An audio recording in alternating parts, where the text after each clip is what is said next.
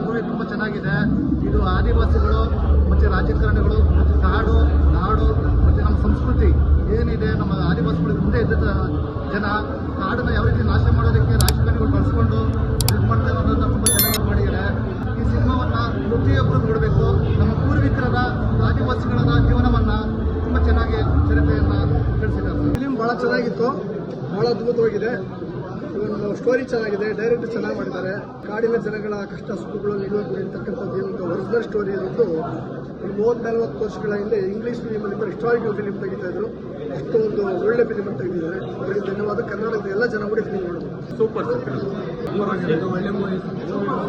ಒಳ್ಳೆ ಉತ್ತಮವಾದ ಚಿತ್ರ ಮಾಡಿದ್ದಾರೆ. ಕಾಂತಾರಕ್ಕಿಂತ ಬಿಫೋರ್ ಬಂದಿದ್ರೆ ಇದೊಂದು ಮತ್ತೊಂದು ದಾಖಲೆ ಮೈಲಿಗೆಲ್ಲ ಆಗ್ತಿತ್ತು. ಇದು ತುಂಬಾ ಅದ್ಭುತವಾಗಿದೆ.